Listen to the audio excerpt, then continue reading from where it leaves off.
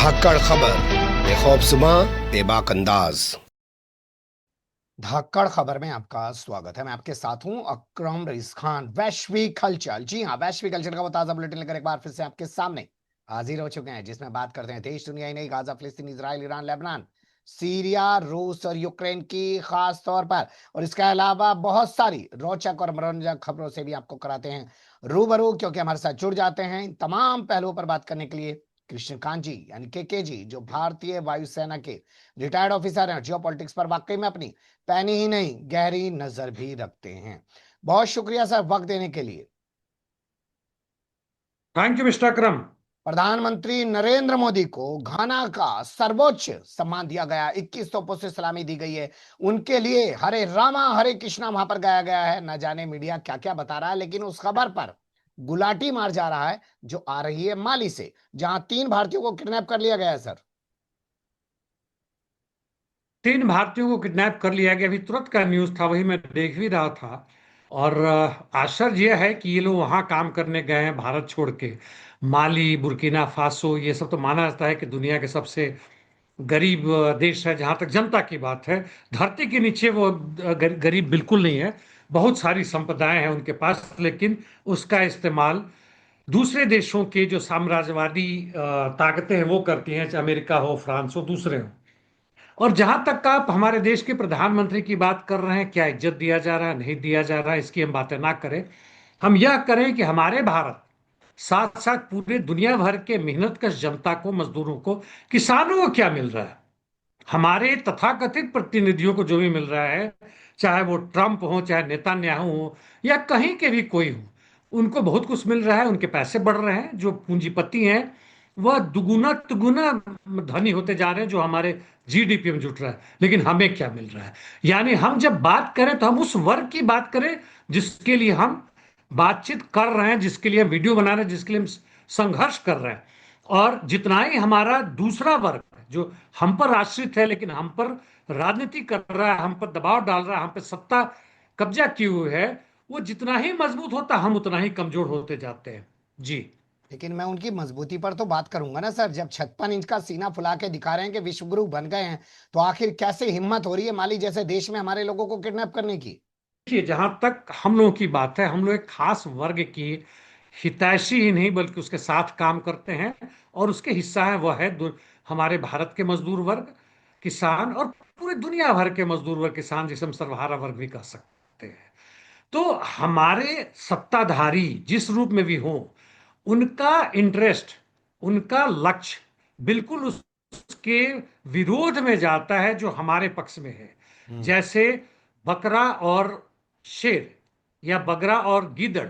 तो यदि गीदड़ किसी न किसी तरह से बकरों के समूह पर यदि उसके ऊपर हावी है, और वह बहुत बड़ा हो रहा है, बहुत ताकतवर हो रहा है, दुनिया में इज्जत हो रही है, तो समझें कि बकरों की ज्यादा शामत आ रही है। इसलिए हम अपने वर्ग की बात करेंगे। और हम देख रहे हैं कि दुनिया भर के जितने ही बड़े बड़े धनी लोग हैं, और जितने ही उनके बड़े बड़े राजनीतिक आर्थिक सलाहकार हैं, या जज हैं, या मिलिट्री के टॉप लीडर हैं, वो जितना ही धनी, जितना ही मजबूत हो रहे हैं, उतना ही हम गरीब और कमजोर बन रहे हैं। बिल्कुल जी। सच्ची बात आपने कही है कि जितनी सत्ता मजबूत होगी उतना जनमानस कमजोर होगा या किया जाएगा। लेकिन लगता है हमारे देश तो मजदूरी करने के लिए, हमारे देश के लोग मजदूरी करने के लिए दूसरे देशों में जा रहे हैं। पर दूसरे देशों के जो फाइटर जेट हैं B-35, उनको हमारा देश बड़ा प्यारा लग रहा है। यहां से ब्रिटेन का B-35 जाने का नाम ही नहीं लेना है सर। ये जहाज F-35B, अच्छा, F-35, मैंने B-35 फाइटर गलत पायलट बता दिया। स्ट्रेटेजिक। हाँ, कोई बात नहीं। हम्म। कोई अंतर नहीं पड़ता है उससे। जिसको लाइटनिंग 11 भी कहते हैं, स्टेल्थ जी। फाइटर है, यानी छुप के जाने वाला है। हम्म। और अरब सी में भारत की नेवी और अमेरिका की नेवी, दूसरे लोगों की भी हो सकता है, जी। उनका ज्वाइंट एक्सरसाइज चल रहा था, और इसके साथ कुछ इमरजेंसी आ गई। जी। इसके पास फ्यूल यानी तेल की कमी हो गई, हम्म। वेदर खराब था, इसलिए अपने एयरक्राफ्ट कैरियर पर लैंड करना इससे मुश्किल लगा। इसलिए वह केरल के थिरावांथापुरम या जी। त्रिवेंद्रम का है, अंतर्राष्ट्रीय हवाई अड्डे पे इसने इजाजत मांगी और तुरंत मिल गया, जो पहले से पता था, वहां लैंड किया। जी। लैंड करने के बाद से जो उसका पायलट है वह टारमेक पे ही उस जहाज के साथ रहा कि इसे ठीक करे, और हम्म। जैसे ही मौसम ठीक होगा तेल भरने के बाद हम चल पड़ेंगे। हम्म। लेकिन पता चला कि उसमें और टेक्निकल गड़बड़ी आ गई। कैसे आया? संयोगी है हम्म। वह, उसका हाइड्रोलिक सिस्टम, यानी जब भारी भारी ट्रक चलते हैं, छोटे वाला तो हम ऐसे ही चलाते हैं, लेकिन भारी ट्रक यदि केवल आप हाथ से पूरे नीचे के 12-12 चक्कों को घुमाएं तो हम्म। बहुत मुश्किल है, खासकर कर वगैरह पे। तो हाइड्रोलिक सिस्टम होता है, जी। हाइड्रोलिक इलेक्ट्रॉनिक जो भी हो, तो इसका हाइड्रोलिक सिस्टम फेल हो गया। यह भारी जहाज नहीं है, लेकिन अपने स्पीड के कारण इसका मोमेंटम बहुत ज्यादा है, इसलिए हाइड्रोलिक इलेक्ट्रिकली असिस्टेड ऑपरेशन की जरूरत है। तब हुआ कि इसे ठीक करना पड़ेगा। जब इसे कहा गया कि हम जहाज को हैंगर में लाते हैं, हम आराम से शांत होकर जो भी हमारे पास सामान है, इसने करने से मना कर दिया। हम्म। यहां तक कि दूसरे जो एक्सपर्ट आए वो भी मना कर दिया, हम्म। और छोड़ नहीं रहा था। इसका मतलब पता चला कि इसके जहाज में इस तरह के यंत्र थे, इस तरह की चीजें थी, जिसमें बताया गया कि स्ट्रेटेजिक इंपॉर्टेंस है, इसे किसी पे भरोसा नहीं करना होगा, इंग्लैंड के होगा होगा छोड़ना मत, क्योंकि भारतीयों पर भी विश्वास नहीं कर सकते। या हम्म। गलती से कुछ खोला देखा तो उस चीज का पता चल जाएगा। संभवतः भारत के खिलाफ भी ये जासूसी कर रहे थे और इन्हें दिखाना चाहते थे। अब वहां के हफ्ते 2 हफ्ते के बाद से करीब 3,000 की फोर्स वहां आई नहीं, 3,000 नहीं, सॉरी माफ कीजिएगा, 3,000 कोई और चीज है। 40 इंजीनियर और टेक्नीशियंस की फोर्स आई है, ट्रैक्टर वगैरह लेकर। अब जाके ये लोग हैंगर में लाए 2 हफ्ते के बाद। और इसके बाद से इसमें है कि यदि नहीं हम ठीक कर सके, खुद भी जहाज के पास किसी इंडियन को फटकने नहीं दे रहे। जी। वैसे ही जैसे अमेरिका का राष्ट्रपति आता है तो सिक्योरिटी वहीं के लोग करते हैं, यहाँ के लोगों को आसपास फटकने नहीं देते। सारे यहाँ के नेशनल सिक्योरिटी एजेंसी हो, उसके जो भी हो, उसको दरकिनार कर देते हैं। हम इंग्लैंड जी। के भी लोग नहीं विश्वास करते हैं। और बिल्कुल। अब जो आपने कहा वह लाइन इंपॉर्टेंट है। यह जो है कि अब केरल का टूरिज्म क्रिएटिव टीम है, उसने यह लाइन कही है कि केरल एक अद्भुत जगह है, यहां से जाना नहीं चाहता हूं। इनका फोटो डाल के, इनका जो पायलट है जो खड़ा है नहीं जाने दे रहा है, एक बार आप आए तो सही केरल। उस तर्ज बिल्कुल। पे कि अमिताभ बच्चन ने चमचागिरी करते हुए गुजरात में कहा था कि एक हाँ। बार आए तो गुजरात में। तो यह बिल्कुल। एक तंज है और अपना केरल का प्रचार भी है। लेकिन महत्वपूर्ण सवाल, यानी महत्वपूर्ण सवाल है कि ऐसा क्या चीज है जिससे यूके का ब्रिटिश फोर्स, नेटो हमसे छुपाना चाहता है और हमारे खिलाफ कर रहा था। जी। बिल्कुल सही आपने कहा। अगली खबर का रुख कर लेते हैं जो हमारे पास आ रही है थाईलैंड से। थाईलैंड के प्रधानमंत्री को आखिर पद से हटा ही दिया गया, क्योंकि कंबोडिया के पूर्व नेता के साथ उसकी ऑडियो लीक हो गई थी। तो वहां जरा सी ऑडियो लीक होने पर प्रधानमंत्री को पद छोड़ना पड़ रहा है। हमारे यहाँ तो बड़े बड़े मुकदमे भ्रष्टाचार के विदेशों तक दर्ज हो जा रहे हैं जो प्रधानमंत्री के करीबी लोग हैं उन पर। कई देश हैं, छोटे हों बड़े हों, उन्होंने कुछ न कुछ अपना अंदर के, जहां तक एक कहें कि पूंजीवाद होने के बावजूद भी एक तरह की प्रक्रिया को जारी रखा है कि जिसमें कुछ ट्रांसपेरेंसी हो, कुछ ऑनेस्टी हो, कुछ हो। ऐसा नहीं कि बहुत बड़ी चीज है, लेकिन फिर भी है। और वो बता दें कि ये दूसरे प्रधानमंत्री, इसके जस्ट पहले वाले जो थे, उनको भी सस्पेंड किया गया था। इनको सस्पेंड किया अभी, हो हम्म। सकता है कॉन्स्टिट्यूशनल कोर्ट है वहां के, वापस इनको लाया जाए। और इस आधार पे कि आपने वहां की साथ हंस हंस के बात कर रही थी, बेइज्जती हो रहा था, इसकी चर्चा हम पिछले 2 एपिसोड में शायद कर चुके कर हैं। चुके हैं। और यह देखना होगा कि क्या होता है। हालांकि इनको प्रधानमंत्री पद से सस्पेंड किया गया है। ये कल्चरल मिनिस्टर भी थी, वह उन्होंने पोस्ट अभी अपने हाथ में रखा हुआ, मतलब हैं, ये कल्चरल मिनिस्टर हैं। तो देखते हैं आगे क्या होता है। लेकिन जो आपने कहा वो सही है कि कुछ भी लीक हो जाता, हंगामा हो जाता है, तो पब्लिक इमेज को बनाए रखने के लिए तथा इन लोगों के ऊपर एक दबाव रखने के लिए वहां का राजा जो है इस तरह की भी हरकतें करता है। और कॉन्स्टिट्यूशनल जो भी हो, कोर्ट हो या इस तरह की बातें हो, या जैसे कि ईरान में हम ले लें, ईरान में कौन चुनाव लड़ सकता है, इसका एक वहां पे कॉन्स्टिट्यूशनल ग्रुप है, समूह है, वो कंट्रोल करता है। बिल्कुल आप सर। चुनाव लड़ सकते हैं, नहीं लड़ सकते बिल्कुल हैं। और बिल्कुल। उसके हेड कौन है, तो वहां के रिलीजियस सुप्रीमो है। तो ये चीजें हैं, दुनिया में हो रही हैं। इसको हम हम्म। प्रजातंत्र कहें या जो सत्ताधारी लोग उनका प्रजातंत्र कहें, जिस तरह से ले, यह जनता के पक्ष में बहुत कुछ नहीं है। जी। बिल्कुल अगली खबर का रुख कर लेते हैं। हालांकि बातचीत बॉर्डर को लेकर हो रही थी और बॉर्डर के मामले में कंबोडियाई जो नेता था वो थाईलैंड के जो आर्मी चीफ थे उनको गरिया रहा था और ये मुस्कुरा रही थी, उस पर सब कुछ चल रहा था वो।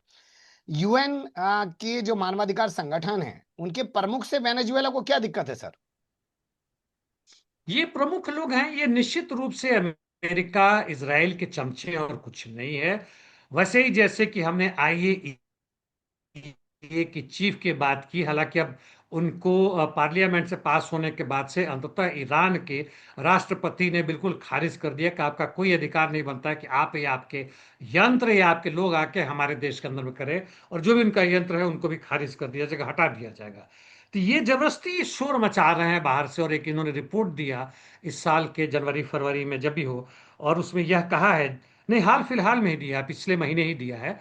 उसमें कहा है कि वेनेजुएला में मानवाधिकार का बिल्कुल खुलेआम उल्लंघन किया जा रहा है, लोगों को खत्म किया जा रहा है, लोगों को जेल में डाला जा रहा है, जेल में डालने के बाद से उनकी कोई इज्जत नहीं है, कोई उनकी सुविधाएं नहीं है, वगैरह वगैरह।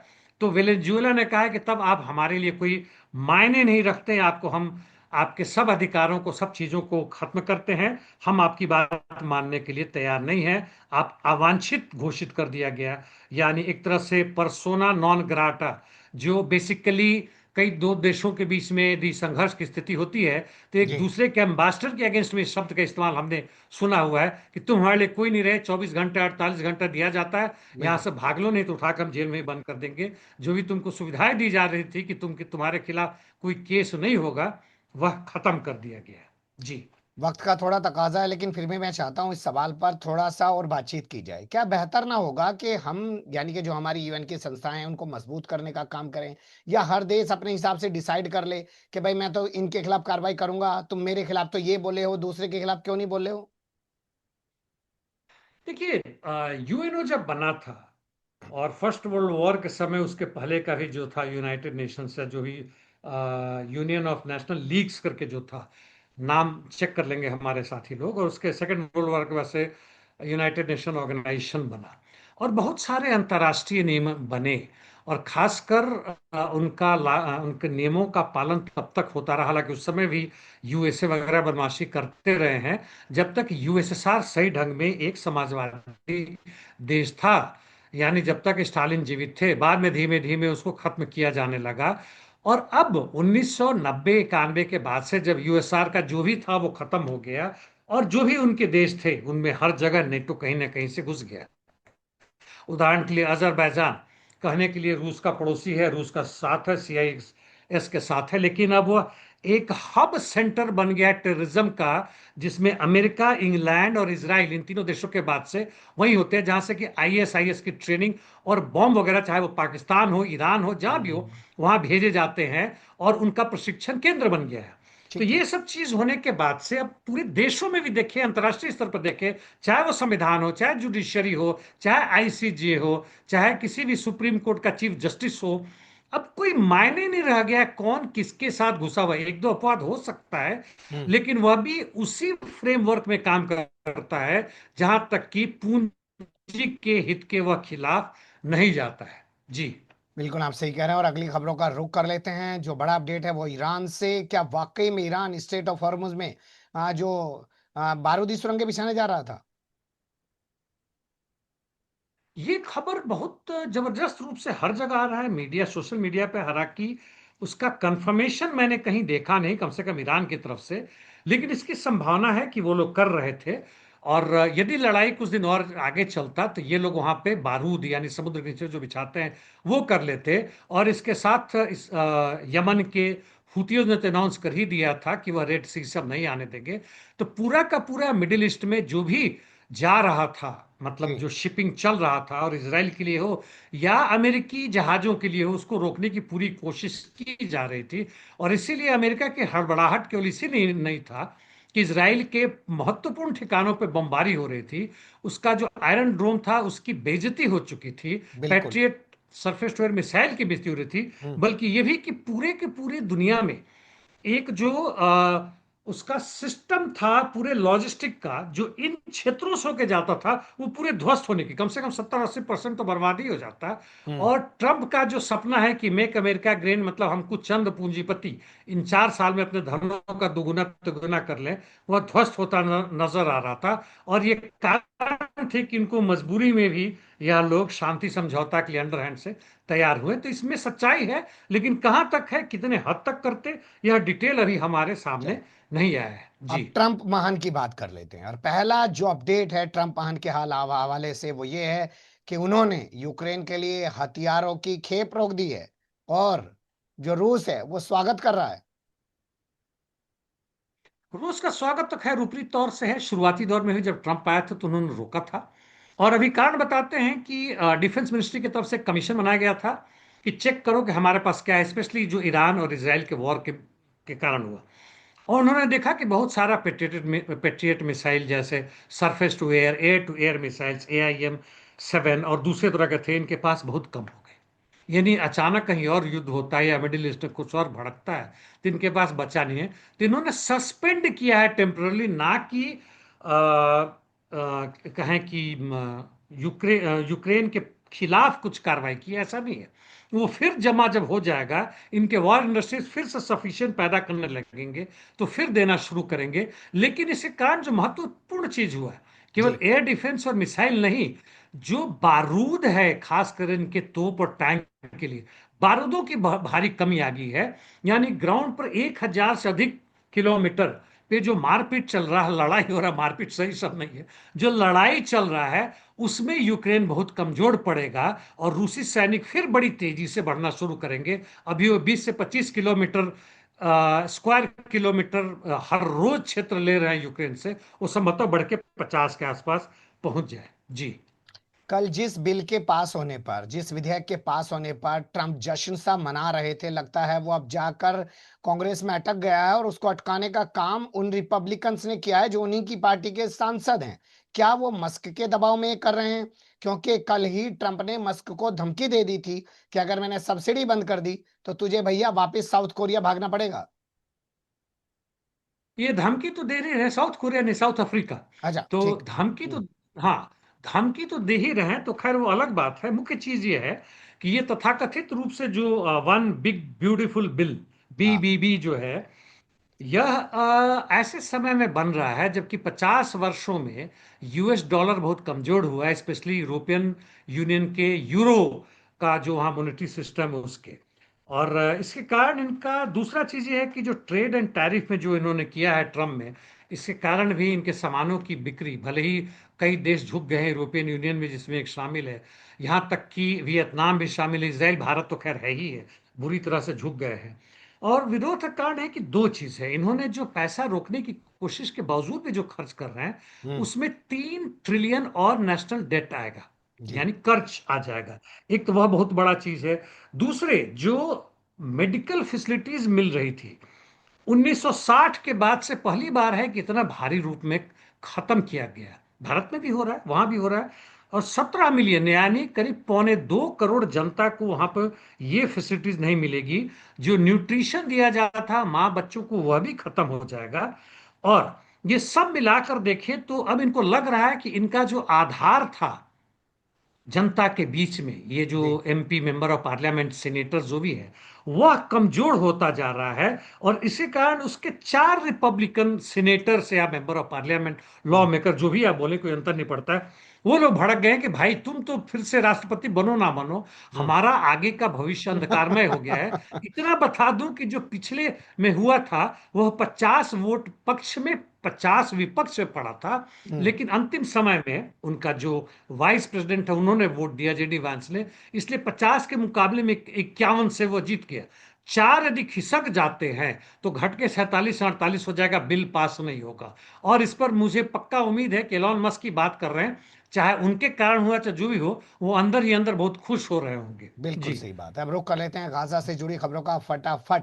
ब्रिटेन ने आखिरकार फिलिस्तीन की उस संस्था पर पाबंदी लगा दी।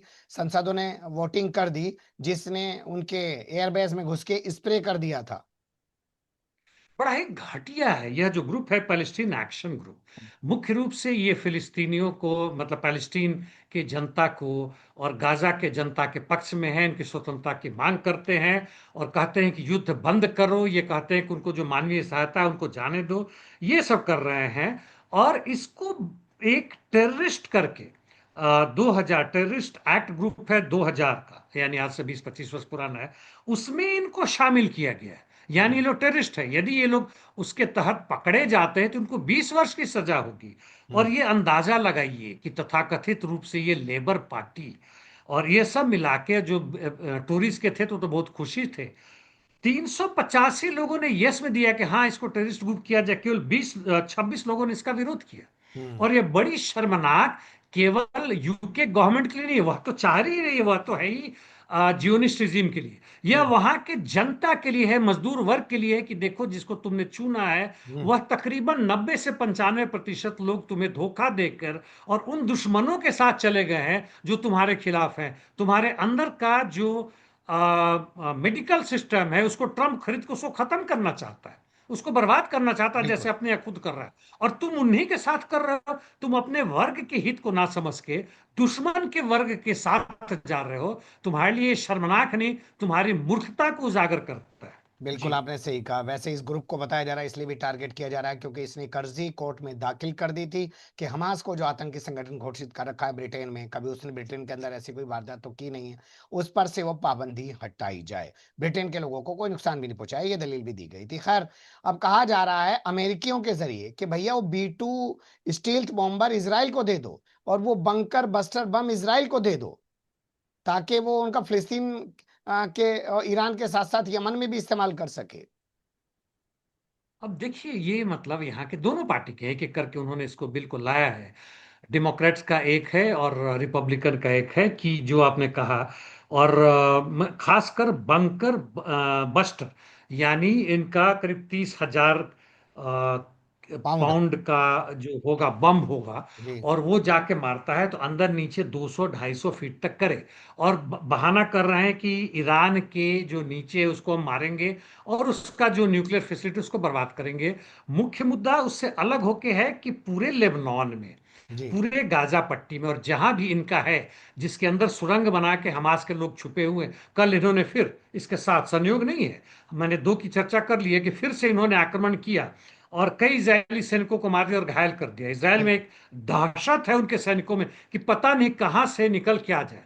जो वियतनामियों ने किया था 1975 में, अमेरिकियों को भगाया था पूरा अंदर के अंदर करके, पूरा दुनिया भर के गिरिल्ला जो युद्ध लड़ रहे हैं उनके लिए, और यहाँ पे कर रहे हैं। और उसके अंदर चूंकि बाहर से जाके ना मारे, ऊपर से गिरा दे और पूरा का पूरा निस्तानाबूद कर दे, तबाह कर दे। और ये काम ये लोग करने के लिए अमेरिका में बैठे हुए, इनको पैसा मिला होगा वॉर इंडस्ट्रीज की तरफ से, भाई ये वाला माल हमारा नहीं बिक रहा है, ये लॉ लाओ, वहां जाएगा तो इसराइल से आएगा, इसराइल से ना ही है। हमारी जनता तो दे ही रही है, टैक्स पेयर सारे दे ही रहे। जी। अभी तक कहा जा रहा था कि IDF राशन लेने के लिए आने वाले फिलिस्तीनी को, भूखे फिलिस्तीनियों को, निहत्थे फिलिस्तीनियों को मार रही है। लेकिन अब खबर आ रही है कि इसराइल और अमेरिका द्वारा नियुक्त किया गया GHF का जो लोग हैं, उसके जो साथ पुलिस वाले मौजूद हैं, सिक्योरिटी गार्ड मौजूद हैं, वो भी गोलियां चला रहे हैं फिलिस्तीनियों पर और उन पर स्प्रे भी कर रहे हैं मिर्च के। देखिए, मतलब शर्मनाक शब्द तो अब खुद ही, मतलब वो शर्म शर्मिंदा से हो गया। मतलब गड़ चुका है, वो खत्म हो गया, वो शर्मिंदा हो गया है। उसके लिए बचा नहीं ये लोग। हम्म। अब अमेरिका का जो बंदा आता है वहां पे, इसराइलियों के साथ दोनों मिलकर करते हैं, इसको डेथ ट्रैप बनाया हुआ है। एक आवाज यह भी सुना जा रहा है कि जब एक गाजा का एक नागरिक जाता है कि भाई तुम क्यों हम पर गोली चला रहे हो, हमें क्यों मार रहे हो, हमारे लोग बहुत भूखे हैं और इसलिए हमारी हालात ये हो गई कि हम तुम्हारे पास आ रहे हैं और तुम खाना लेके बैठे हुए हो। इस सब के बावजूद भी यह वीडियो साफ दिखाता है कि इसके बावजूद कि ये लोग बड़ी शांति से आके खड़े हैं, इसके बावजूद इनके ऊपर वो जो मिर्ची वाला जो पाउडर होता है वो मशीन से फेंका जा रहा ताकि वो अंधे हो जाए। इनके अगेंस्ट में स्टन गन, यानी वो बड़ी ब्राइट जो लाइट पैदा करता है और आवाज करता, ताकि ये लोग टेम्परली बहरे हो जाएं, गिर जाएं, चोट लगे, मारे। और वास्तव में गोली मारते हैं ताकि ये लोग मारे भी जाए। और इनको मतलब तड़पा तड़पा के मार रहे हैं, बदला ले रहे हैं, केवल ऐसे नहीं मार रहे हैं, बड़ी बेरहमी से। और मैं ज्यादा इसको ग्राफिक डिटेल इसका नहीं देना चाहूंगा, क्योंकि इसके आपके वीडियो पर भी सवाल आ जाएगा फिर में कैसा कर रहे हैं। हम्म। लेकिन यह लोग बहुत घिनौने हो गए। इनको इन चीज में मजा आ रहा है जो कि मानवता के बिल्कुल 100% खिलाफ है। जी। मानवता से तो इनको कोई लेना ही देना नहीं है। लेकिन हैरत की बात यह है कि ये वही पूरा ग्रुप है, अमेरिका और यूरोप का जो दूसरे विश्व युद्ध के बाद मानवाधिकार को सबसे बड़ा धर्म बताने का कोई मौका कभी भी नहीं छोड़ना चाहता है, दूसरे देशों पर सवाल उठाता है। ये वो जियोनिस्ट हैं जो चिल्ला रहे थे कि हिटलर ने इनको मारा था, और आज किस तरीके के जनसंहार ये खुद कर रहे हैं। सोचिएगा, क्या हिटलर इनके साथ सही कर रहा था क्या? बहुत शुक्रिया साहब, आपने बहुत बारीकी से तमाम चीजों पर रोशनी डाली। फिर आपके साथ किसी और मुद्दे पे जुड़ने की कोशिश करेंगे। धन्यवाद। Thank you mister Akram.